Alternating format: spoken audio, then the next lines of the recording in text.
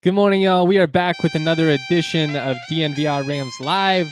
As always, I am your host, Justin Michael.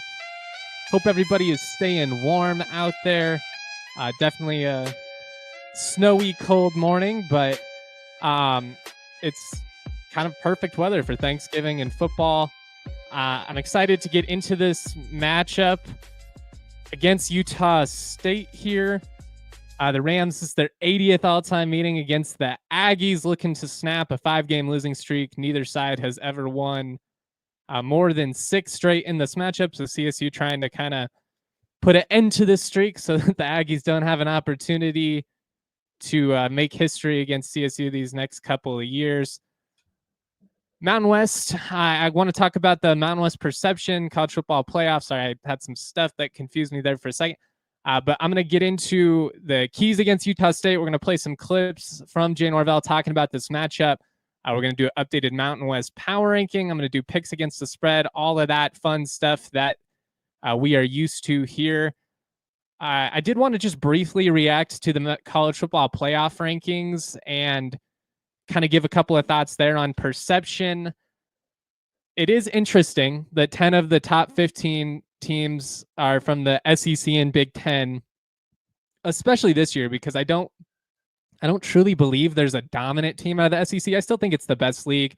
I think you're going to get a ton of disingenuous takes from people on both sides, both people stumping for the SEC as well as, you know, people who are anti-SEC and like most things, the truth is probably somewhere in the middle. But I do feel like the committee very consistently has made a statement with how they have placed some of these Big Ten and SEC teams this year based on the respect that they're giving them. It's pretty clearly those two leagues and then everybody else. And the reason that I bring this up is there's been so much harping when it comes to conference realignment and so many people screaming about how the Pac-12 is not going to be considered Power 5.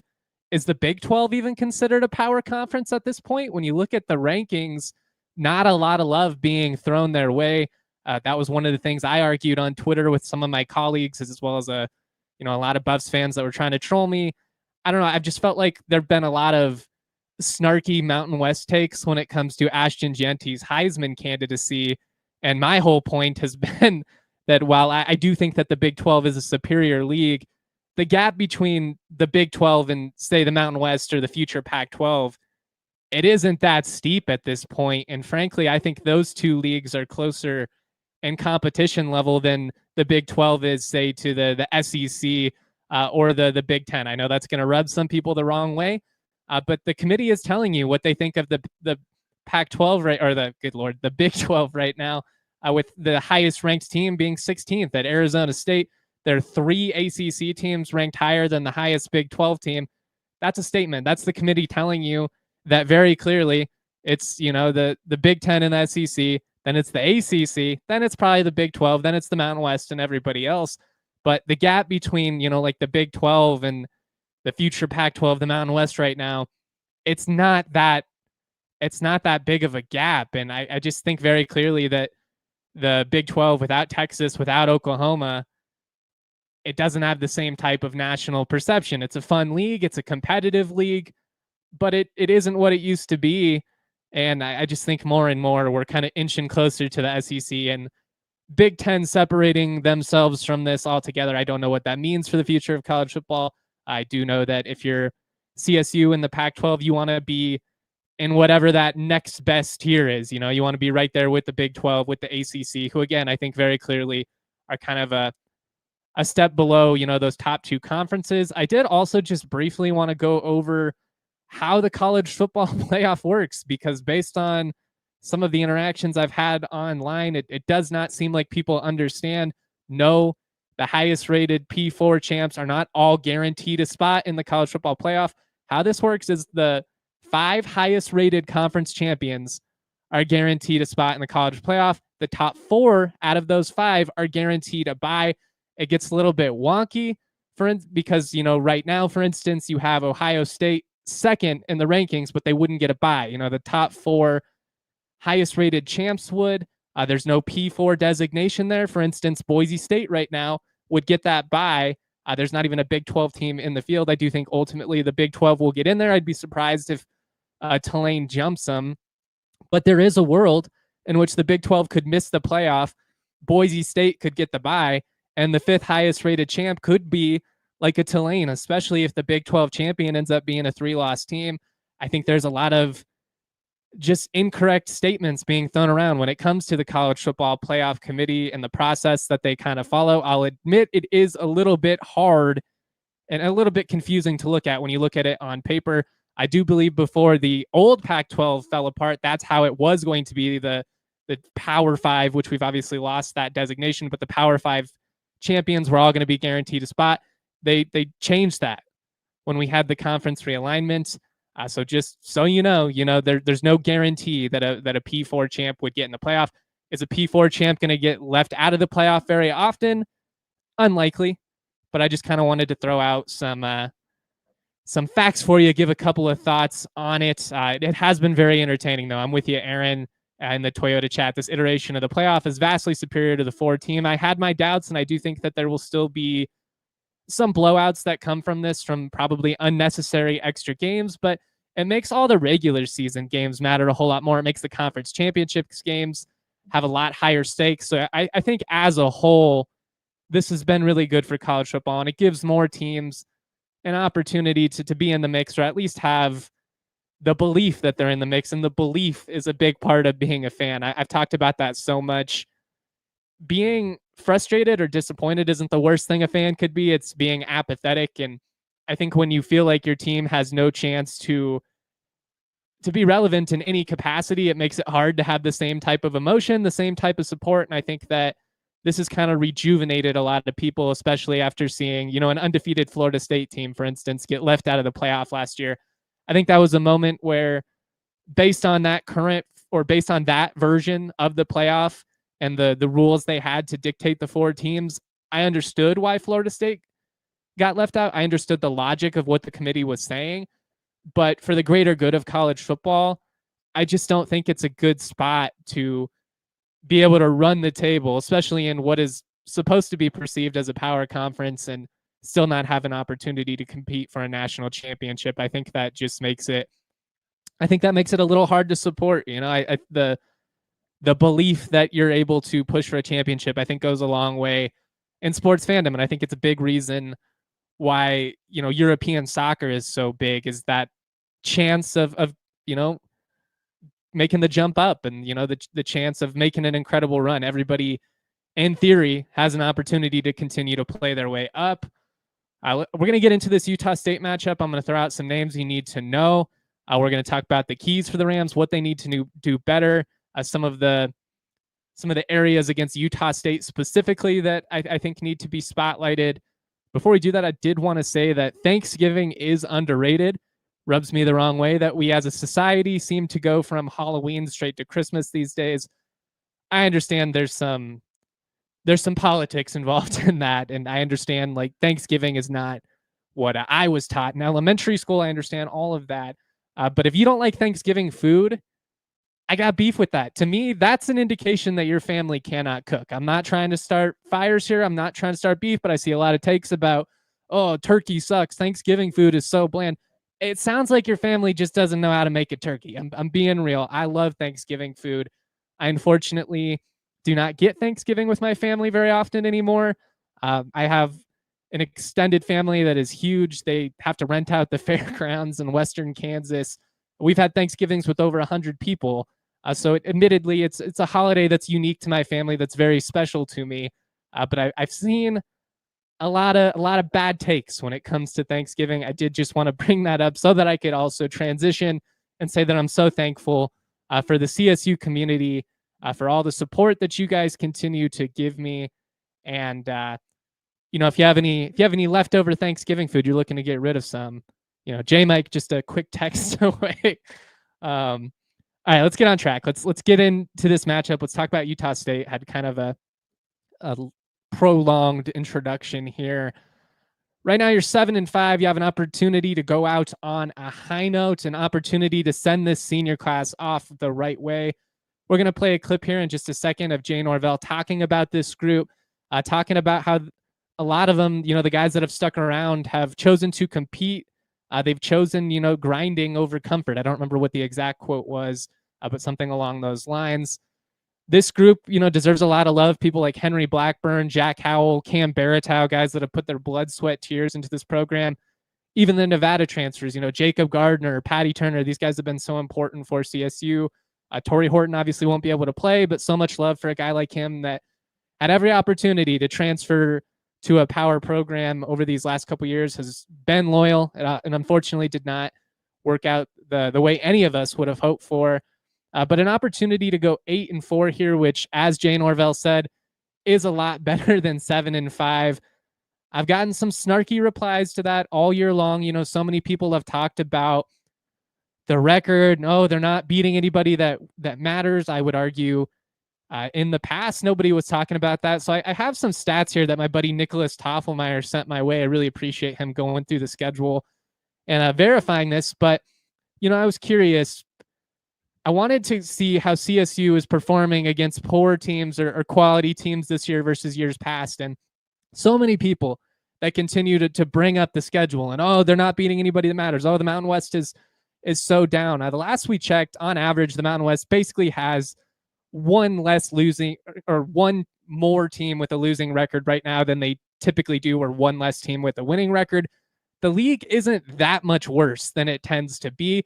And on top of that, for all the people that continue to harp on, they're only beating bad teams, CSU lost to a lot of bad teams over the years, guys. And they have very clearly shown progress. Now, did last week suck? Yeah, it was a gut punch. It was a therapy session on Sunday morning. I was so disappointed because, like so many times in the past, CSU, when the lights were bright, they kind of crumbled in the spotlight. They did not seize the opportunity that was in front of them. They did not live up to the moment, just like they didn't in 2017, just like they didn't in 2014 in the end. You could even go back and look at 2002, where you had an opportunity to have your first ever perfect conference slate, and they lost a dumb game against UNLV. CSU has been doing this my entire life, and I understand that. But you've got to be able to compartmentalize that and not have 20 years of frustration make it so it clouds your judgment and you're not able to understand the progress that they've made. First of all, 2 rivalry wins since 2015. That's a success. Your first winning season since 2017. That's a success. And for all the people that continue to be like, they're not beating anybody that matters, they're only beating bad teams. Well, let's look at it. As of right now, you're 5-1 against teams with a losing record. And I would argue that loss, Oregon State, is a little bit misleading because Oregon State was a good team at that time. They have been just brutalized by injuries. But you're going to play a 7th game against a team with a losing record here against Utah State, an opportunity to go 6-1. How does that compare? You played 7 teams with a losing record last year as well. You went 3-4 in those 7 games. In 2022, they did go 3-1 against teams with losing records, so did a better job that year. 2-2 in 2021, 3-2 in 2019, 3-2 in 2018. They were 6-2 against teams with losing records in 2017, and I don't remember that being such a big emphasis in 2017. And that was a year where you didn't beat any of your local rivals. I just wanted to add a little bit of context there. I think there's some misconceptions. I think there are some people that are not being realistic or fair when it comes to their evaluation, when it comes to their assessment and the progress made with this group. If you look at it from, if you just separate the emotion from Saturday night, and I do think that the way these losses have played out has definitely played a factor into that. Texas and CU are obviously atrocious, but now you've kind of had a pair of really heartbreaking, frustrating losses where you shot yourself in the foot against Oregon State and Fresno State, and I understand that. I'm not saying that you shouldn't strive for more. I'm not saying that, all right, we made it. This is where, CSU should be. This is what we strive for. Mission accomplished. You want more. You want to be able to be a team that's competing like this on a yearly basis and hopefully at some point actually taking advantage of that opportunity. But to act like that we have not seen progress this year, and to act like the success is not valid because of the schedule, I would argue if you look at the schedule from past years, it really isn't that different. That's my opinion of it. I understand, again, Saturday sucked. I'm not trying to tell you that it didn't suck. It was a huge letdown. But you've got to be able to look at it in the grand scheme of things and in the grand picture here.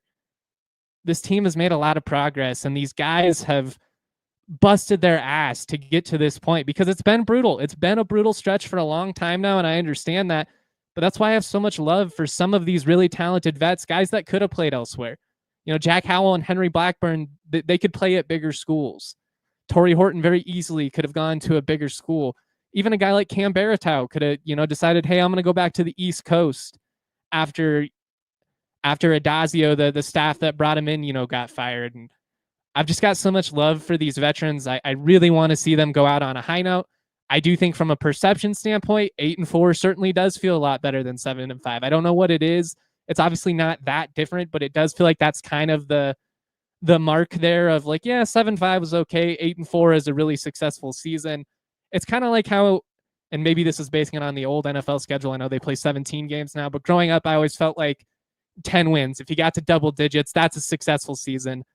8-8, 9-7, kind of meh. Not that different than 10-6, but that one win just goes such a long way when it comes to perception. And I think, especially for calming down some of these cynics, the Rams have just got to find a way to win this one, to kind of make up for this past week, to go out on a high note. It's senior day.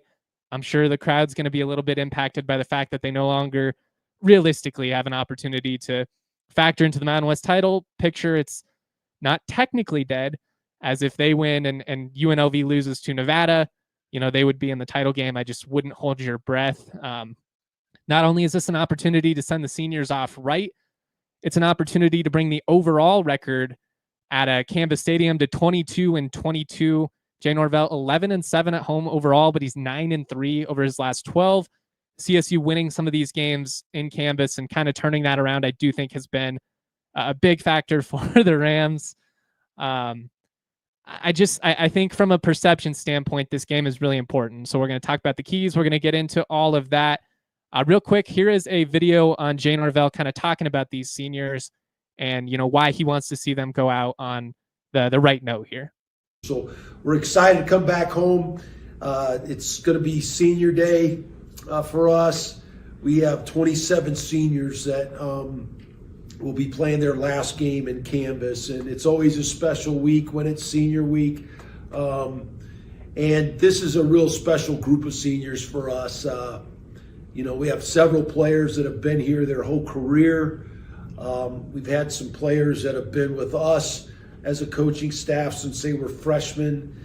So this is a really special weekend for us, and this is an uncommon group of seniors. And then when I started thinking about this group, I started thinking about this group has chosen courage over comfort, and there's a lot of their teammates that are no longer on the team that were here when we first got here. And so this group has stuck it out. They believed in the things that we've asked them to do. They're a blue-collar bunch of guys. They're unselfish. They play for each other. They played hurt. And just really, really would like to send this group out with a great home victory in their last game. 8-4 is a lot better than 7-5. And so that's what we're playing for this week. We got an outside chance to advance to the championship game if Nevada would beat UNLV and we would win on Friday. We would get that opportunity. So there's still a lot of meat on the bone for us, and we want to finish strong with a victory in our last home game. Courage over comfort. I think that really is a great way to kind of sum up the veterans on this team. A lot of these guys have been to hell and back. Would love to see them go out on the right note. We're going to get into all of those keys here. Real quick, we are going to take just a quick break. We're going to shout out our partners, and then I'll get into the keys. We'll play another video of Norvell later on, kind of talking about the issues sustaining drives, what stands out about this Utah State offense, also how last year's matchup was one of the reasons I think this program had to take a look in the mirror and reflect on whether the style of play that they were operating with last year truly was the best. Obviously, they were more of an air raid offense in the past, have really leaned into that West Coast identity this year, ground and pound. They've leaned on that game, the ground game. So we're going to talk about all that. But like I said, did want to shout out our partners here. Between work, social media, and the choices life throws our way, it's no wonder that we all get worked up. Our homies at Coors Light, they encourage you to choose a chill mindset. You want to rise above, guys, especially right now in the a lot of political climate, sports. We're getting down to the nitty gritty here. The matchups get intense, the conversations get intense. You don't want to have an awkward Thanksgiving. You want to make sure you're a chill guy. Choose a chill mindset. Step outside for a few minutes if you have to. Get a little bit of fresh air, maybe a few minutes away from your in-laws. I don't know. But when the mountains turn blue, it's as cold as the Rockies. When you embrace a chill mindset, it's a good time to choose chill and crack open a Coors Light. Coors Light is cold lagered, cold filtered, and cold packaged for a smooth finish. Make the most out of the times you choose chill. Choose Coors Light. Get Coors Light delivered straight to your door with Instacart by going to CoorsLight.com/DNVR. Celebrate responsibly. Coors Brewing Company, Golden, Colorado. I also want to shout out Game Time. Game Time is making it easier than ever to get tickets to your favorite events. If you're looking for last-minute deals for this game on Friday afternoon, Game Time is where it's at. And what's awesome is with the Game Time Picks feature, you don't even have to waste your time scrolling through thousands of picks. It's an awesome little curation function. What it does, it shows you the best of the best. Game Time has thousands of tickets to basically everything. That can be a little bit overwhelming, especially if you are trying to buy last minute. You want to make sure you're getting a good spot. And with Game Time, you can just rest easy. You get a panoramic view from your seat before you buy. They've got the most flexible ticket policy in the game today, all in pricing, so you don't get hit with a million different last minute fees, all that crap. Take the guesswork out of buying tickets with Game Time. Download the Game Time app, create an account. Use that code DNVR for $20 off your first purchase. Terms do apply. Again, create an account. Redeem that code DNVR for $20 off. Download Game Time today. What time is it? Game time. If you wouldn't mind throwing us a thumbs up if you're tuning in on YouTube right now, I sure would appreciate it. Much love to everybody in the Toyota chat. It's been awesome to see how active it has been this morning. Really appreciate you guys for continuing to support me. We're going to have a lot of content this week. Obviously, written content on the football and basketball side. Been a little bit behind on basketball, admittedly. But opportunity here on Thursday and Friday for CSU men's basketball to make a statement. Big game against Washington, a familiar face in Great Osabor. Admittedly, I'm a little bit nervous about it given CSU's struggles on the glass. He might go for about 35 rebounds against us, it feels like. But we'll see. An opportunity to make a statement. San Diego State beat down Creighton yesterday, so it's been a good start to the week for the league. Hopefully the Rams can kind of get back on track here after a really devastating loss against UC Riverside. Still leaves me sick to my stomach to think about how that one ended up playing out. All right, let's get back and talk about CSU Utah State. This is the 80th all-time meeting. The Rams lead 39-38-2. Highly, highly competitive series. It always has been, but especially going back to 2011. They played in 2011, and then obviously they've played since 2012 when they ended up leaving the WAC for the Mountain West. The Aggies come in with a 5-game winning streak overall. 6 is the longest on both sides. There have been 6 one-score games between CSU and Utah State going back to 2011, and even some of them that might have been a 10 or a 14-point difference in the end. A lot of those games were much more competitive than maybe the score would indicate by just glancing at a box score there. It's really been a back-and-forth affair for the last 15 years now. There have been some really wonky results. I think back to senior day, what was that, 2018 with the Hail Mary? I thought it was the first successful Hail Mary I had ever seen, with Colin Hill throwing deep to Preston Williams. They end up reviewing and saying it's illegal touching. Still highly debated amongst Ram fans if whether that should have been called, because the court does kind of come out. The further we get away from it, I do think it was probably the right call, but it still bums me out to think about it Obviously, you had the Adazio debacle back in 2021. That game was weird. But even like the 2022 homecoming matchup where CSU didn't have a quarterback, you're playing a tight game. If you had a healthy QB at the moment, you probably win that game. Last year, you go up 17 and then end up losing by 20. Like it's been a really weird matchup. And I think the Rams, much like some of these other teams like Air Force, like Wyoming, you have an opportunity here to beat the type of team that has had your number in recent years. Again, like the people that keep fixating on the record, you're not beating anybody. Do you really think that CSU teams in years past win that San Jose State game? Did they beat both San Jose State and New Mexico on top of both of those trophy games? I doubt it. I highly doubt it. But this is definitely the type of matchup that they would have dropped. Utah State, not a great team. They're 4-7 coming in, but they've played a brutal schedule, and I've been honest about that with my assessment with them from the beginning of the year. They did not look great, but they had a wonky situation with their quarterbacks. They're kind of the island of misfit toys. They brought in a Boise State transfer. They brought in Petros from Iowa. They brought in Bryson Barnes, a Utah transfer who's seemingly going to get the start against CSU this week. They've kind of been back and forth there. Petros a little bit dinged up. Barnes he's maybe not quite as consistent of a thrower as Petros is. I think he's a better deep ball thrower. Petros is, I should say. He does bring a little bit more to the table athletically. He's more dynamic. You got to keep him contained within the pocket. And I think that's kind of where this starts. You want to try and really make him beat you as a passer. And you want to limit the damage that he does on the ground, because that's what really puts you in a disadvantageous position defensively when they can hit on some of that RPO stuff, when he's able to gash you.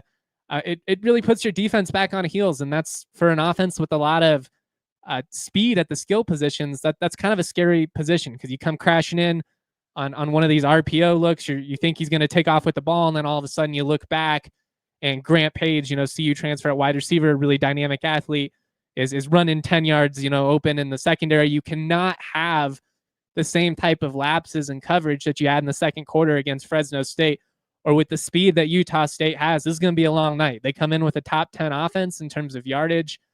They average 466 yards per game. So this is going to be one of the biggest tests CSU has had in terms of the offense and the firepower that they're going up against.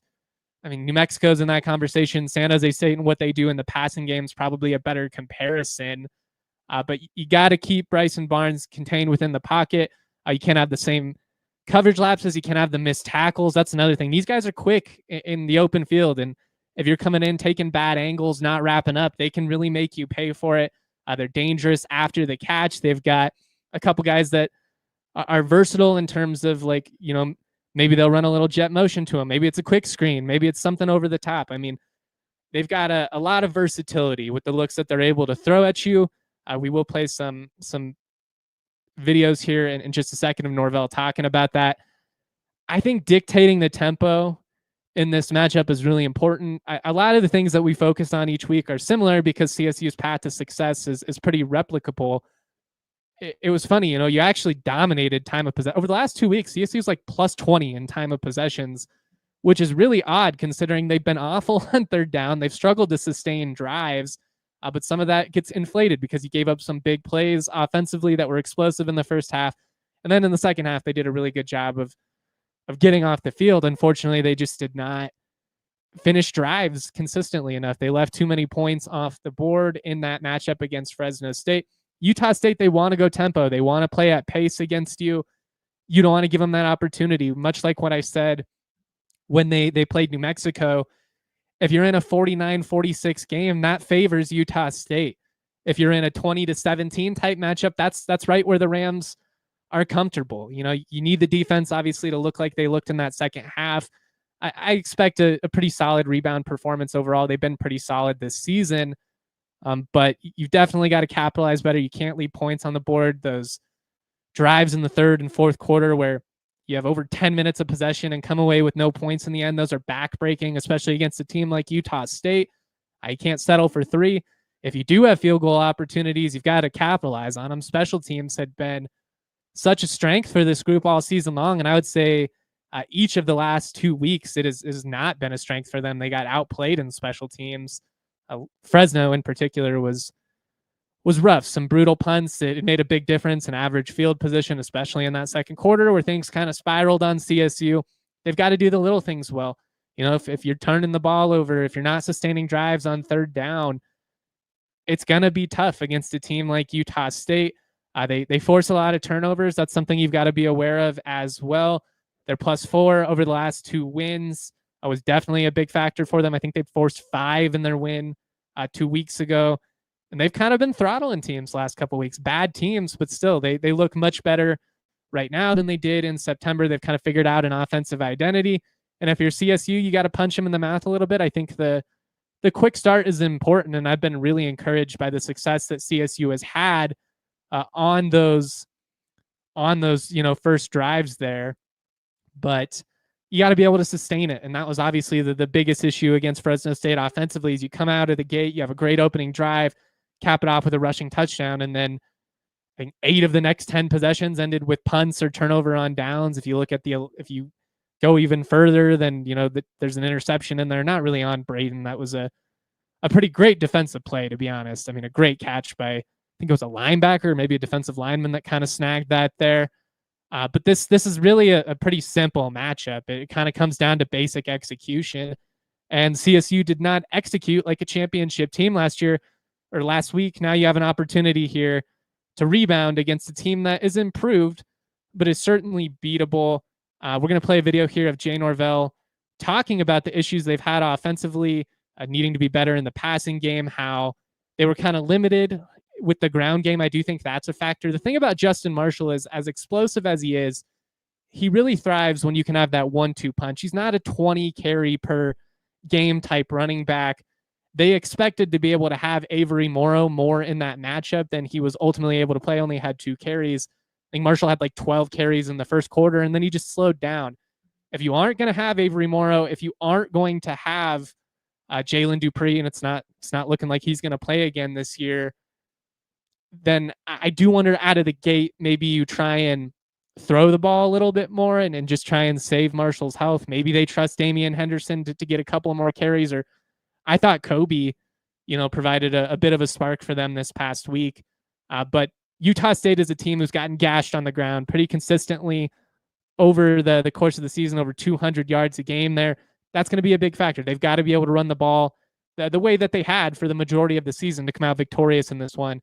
But very clearly, you've got to have more success in the passing offense than you did last week. And I think it's easy to just throw all the blame on Braden Fowler-Nicolosi. He was bad. It was one of his worst games of the year, if not his worst performance. But I also felt like the offensive line really struggled in a way that we have not seen them this year in pass protection. I felt like the receivers did not have a good game. I didn't feel like guys were fighting back to him, trying to get open.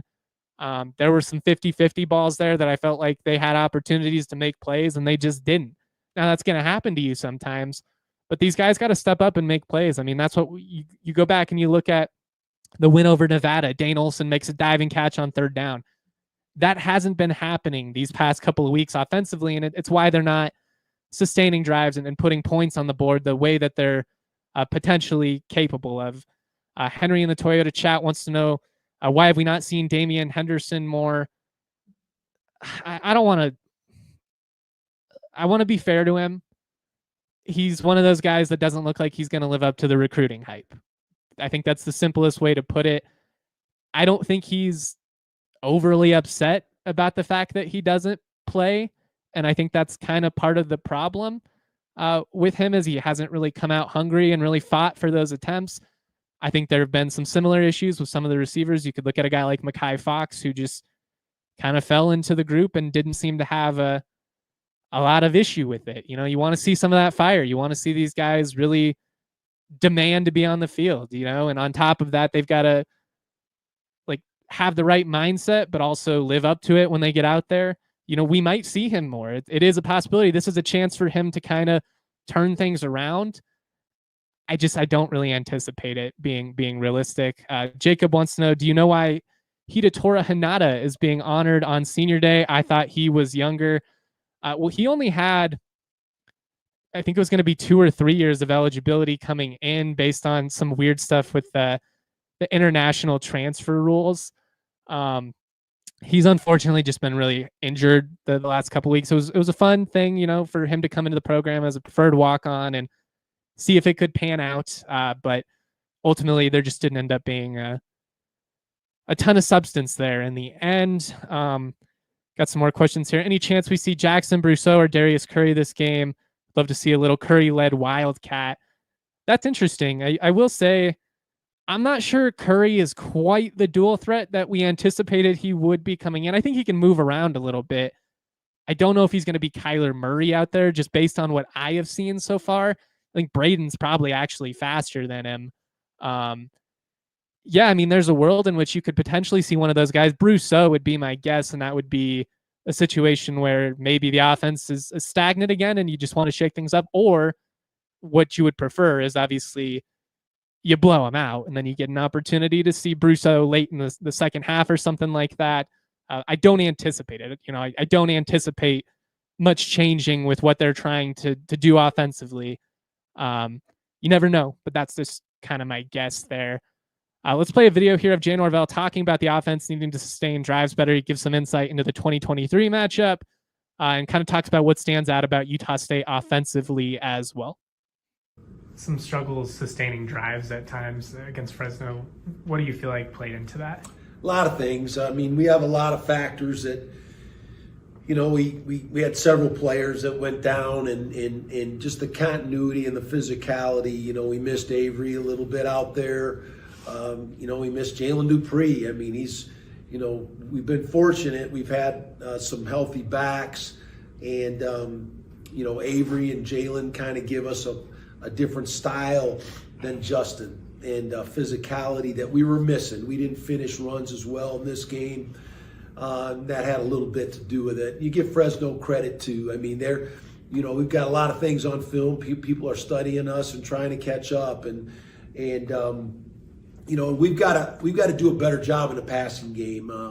We got to make more plays versus competitive coverage, and so I thought we had a chance to make some plays down the field, and we just came up a little bit short. And we've just got to execute a little bit better in the passing game. So that's a big part of it too. Last year's Utah State game was pretty volatile with the early lead. Was that kind of one of the examples that sort of, I guess, created some of your mindset shift of like needing to control games better? Yeah, that game, was a really weird game. We had the punt return and we got up on them, and then the momentum kind of changed. That was one of the first games for Braden, going into a hostile environment on the road and really seeing different looks from a defense. I think Braden is much more prepared to play games like that now, and I think our running game is much different than it was a year ago. We're doing a better job of protecting the ball. The turnovers were huge in that game. We turned the ball over in the second half, and that really turned the tides. But yes, I think our style is more beneficial for us in games like that. And I just think we're more of a complete team at more depth. And but that was one of the games that really stuck out to me last year that we didn't handle well, and we wanted to try to play a better style in, and we'll definitely be leaning into that this week. They were a team in years past that had some success with the vertical passing game. I know they've kind of switched it up this year with the different quarterbacks, but what do you feel like is most dangerous about their offense right now? The Utah State, my time in this league, has always had really explosive, quick athletes. And they have several of them all over the field. We didn't do a good job playing their vertical passing game last year. And so that's going to be important. They love to get people in space and make you try to cover them and defend them. And so we've got to do a good job of that in space this week. We got to contain their quarterback as well, because he's a threat to run the football. And so that's something that we have to manage. I thought we did a really good job of doing that in the second half of the game last week. And it's going to be important that we do that throughout all four quarters this week. Going to be important for sure. I thought a lot of that insight was spot on into this matchup. feel like it kind of does a really nice job of setting the scene there. I've had a lot of people ask me, where can you get one of those military appreciation themed state hoodies that Jay Norvell has been rocking of late? Unfortunately, they are not going to be available for retail based on what I have heard. A lot of the coolest stuff that gets made for the program, unfortunately, never makes it to retail. I always like trying to hint around the coaches whenever somebody's got something sweet. I'm like, oh, pretty sharp if you got an extra one there in storage somewhere. We're going to move on. I'm going to get into Mountain West Power Ranking. I'll continue to answer your guys' questions, comments, any of that fun stuff. Continue to give us a thumbs up if you went on YouTube. Much love here. I do just briefly want to shout out our friends over at Toyota. Trucks have always been a part of Toyota's DNA. For generations, Toyota has built durable legends destined for greatness and perfect for Colorado. Whether you're conquering off-road trails or hauling the weight of the world, there's a Toyota truck that's just right for you. It can handle the snowy conditions right now on I-70. Maybe you want to do some off-roading out on the western slope. Perfect. But maybe you're going to be, driving around Cap Hill or going to a Broncos game. You've got perfect versatility and dependability. That's what makes Toyota the perfect vehicle for Colorado. 17 models with available all-wheel drive or four-wheel drive like the Epic 4Runner. They've also got 16 hybrid vehicles to choose from. Like the Tundra iForce Max hybrid truck, not to be outdone. Toyota SUVs take command on the road and on the trail. So again, you can explore the road less traveled without sacrificing smooth city rides and SUVs like the RAV4 and Grand Highlander. Toyota is a proud partner of CSU Athletics and the official vehicle of DNVR. Ooh, I also get to shout out our friends at Circle K. It's been a while. This is kind of Circle K season. You've got road trips, for driving all around for the holidays. So many of us know what that hassle can be. It's a blessing. It's a blessing to be able to spend time with your family and loved ones on the holiday, but it can obviously be a process. Sometimes you got to load up. You got to get some snacks. You might be stuck in traffic. I'm kind of an old man when it comes to gas station snacks. I'm not going to lie. I love like Boston baked beans and weird old man stuff like that. But you can never go wrong with just like a simple soda and a bag of chips, something like that. Maybe a little bit of candy. I'm a big fan of all the Reese's products. It used to just be Reese's peanut butter cups. Now you've got Reese's Sticks and Take 5 and all those. I'm a fan of all of them. You put anything Reese's in front of me, I'm going to pound it. What's awesome about Circle K, free membership, an app that's easy to download. There's all kinds of deals on there. And when you sign up for the Circle K Inner Circle, you're going to get 25 cents off per gallon for your first 5 fill-ups. That's a big difference, especially if you're driving a Toyota or a big SUV or something like that. You can find it in the app under Inner Circle/offers. Download the Circle K app, sign up for Inner Circle for exclusive offers, new offers. Purchase clubs and sweepstakes are uploaded weekly. Big shout out to the homies at Circle K. Aaron wants to know, can we get a segment on here rating the snack choices of all the basketball teams on road wins? I like it. I'm going to have to come up with a way to make sure we're getting the most accurate information. I don't know if we would do live reactions just based on the photos. Maybe we track it and see if there's patterns with guys. Certain guys might be more of sweets, others might be, more into the salty stuff. Coach Cooley is always getting like Special K or something healthy. He's going to rank last when it comes to the snack power rankings, just being awesome. I knew the Boston Baked Beans comment would draw a reaction. I'm telling you guys, underrated candy, as is just like a simple Hershey's bar. I'm drawing a blank on what it's called. What's the yellow one with peanuts in it? Big fan of all of that. Gonna eat a lot of snacks these next couple of days, given that I don't get to be with my family for Thanksgiving. Bit of a bummer. But also a blessing that we have so much CSU content to talk about. Hoops, football. I'll be making content throughout the week for all of you guys, and that's something that I never get sick of. Let's get into the Mountain West Power Ranking. Maybe going to be some arguments here. Admittedly, at this point, I'm kind of sticking to my guns based on eye test, and I think sometimes head-to-head is the determining factor. I think other times it's more of the 12 to 13 week scope that I'm taking into consideration. Probably at times going to contradict myself. It's hard. You make your own power ranking if you don't like it. Starting at the bottom, we've got Nevada. Nevada and San Diego State both rocking 5-game losing streaks. Nevada winless in the Mountain West. We really need them to do us a favor if we have any hope of making the Mountain West championship game. How funny would that be, though, if CSU won on senior day, and then the reason that the Rams ultimately got into the Mountain West championship game for the first time ever was because that Nevada, Jay Norvell's old school, ends up upsetting UNLV and helping CSU. I wonder how Nevada fans would feel about that, because they despise CSU. They absolutely freaking hate us, and I understand it. I would too. Not trying to be like, oh, why do they hate us? I completely get why they hate us. But obviously UNLV is their biggest rival, and so they're kind of in a lose-lose situation. I've got San Diego State at 11, also rocking a 5-game losing streak, really not passing the eye test in any way the past couple of weeks. Defensively, they've been a mess. I thought that was kind of what was carrying them early on in the season. When you have a true freshman quarterback, there's going to be some lumps offensively, especially when you don't have it in the trenches the way that they have in years past. But I've got San Diego State at 11. I've got Wyoming at 10. They've lost back-to-back games, but I feel like if you look at the last 6 weeks, they've been right there in every single matchup. They just passed the eye test a little bit more than San Diego State or Nevada at the moment. Hawaii at 9. We had them in the basement last week as a statement for their poor performance against Utah State. I don't actually think they're the worst team in the league, but we needed to send a message, because as a stark Timmy Chang supporter and very pro-Hawaii propagandist on this program, I need them to back me up a little bit, and they have not. Got Air Force at 8, rocking a 3-game winning streak out of the cellar.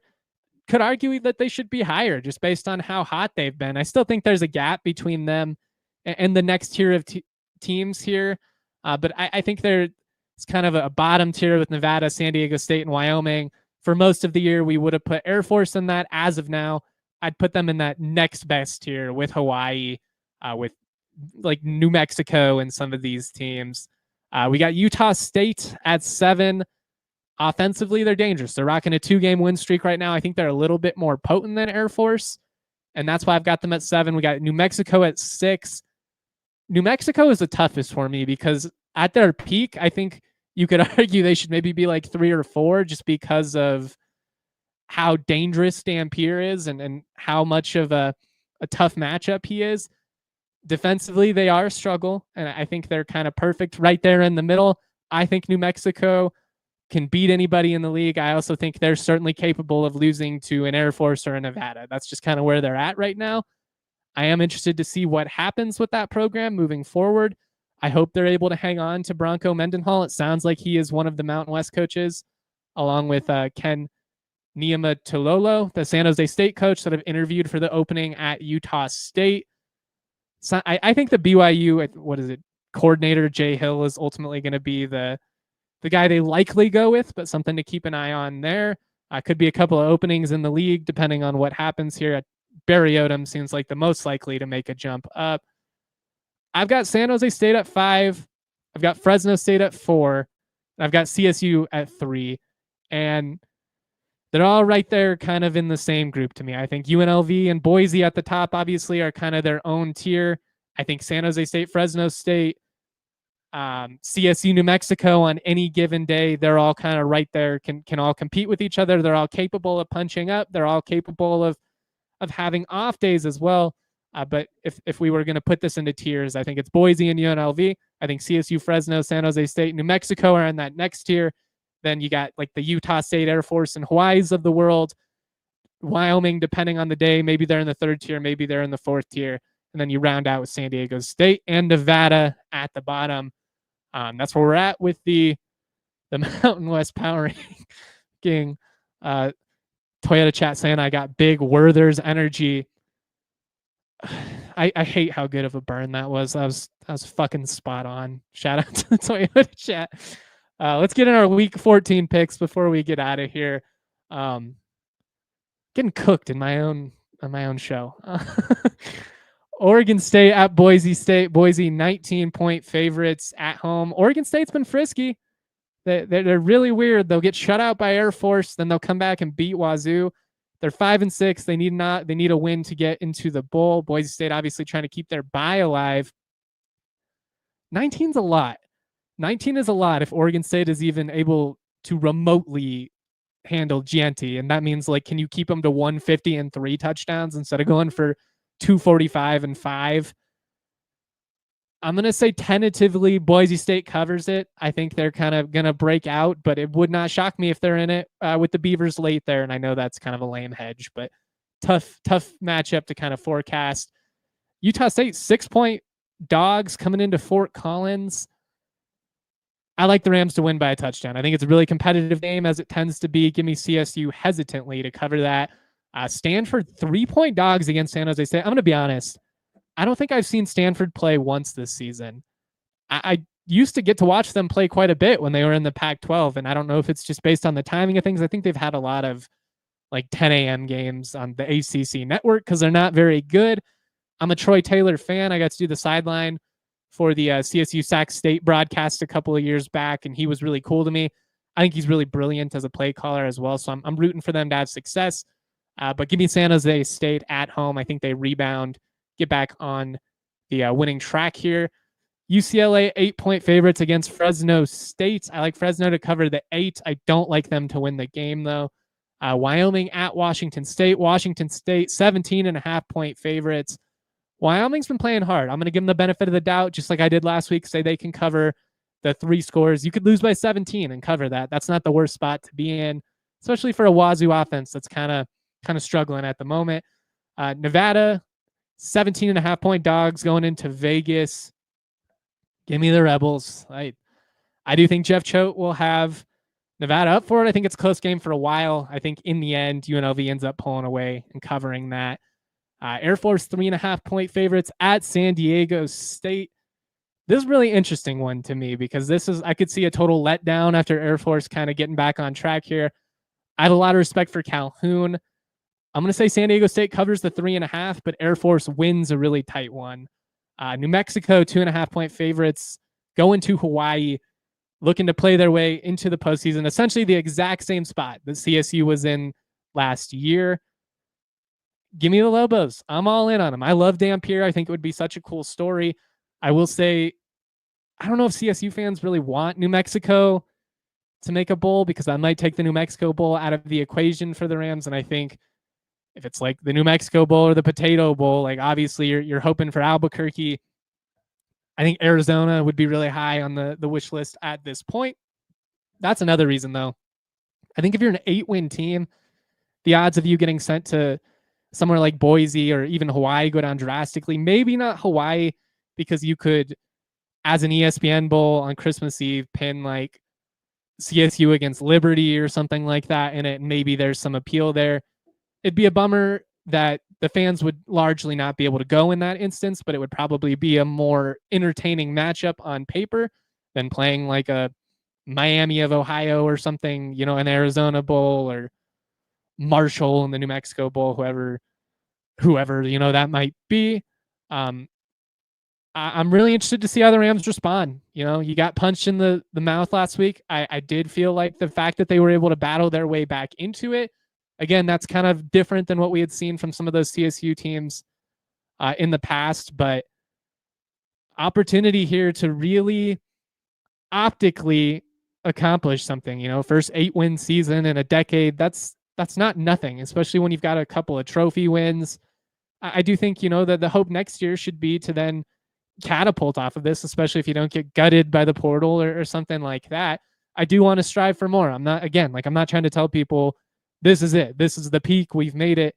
I just think that progress is rarely a straight ascension. It's more like, you're going up and then you kind of stagnate a little bit. Then you go up and then maybe you go down even.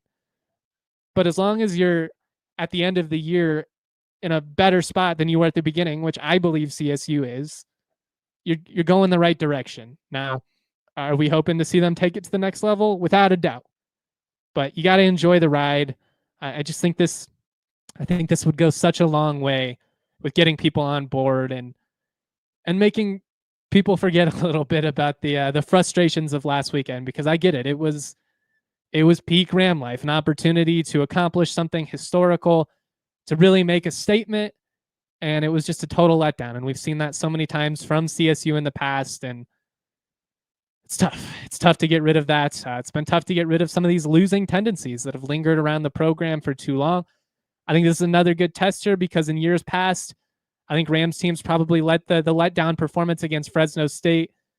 I think they let that spiral and they would lose, on senior day and probably get their ass kicked in the bowl game too.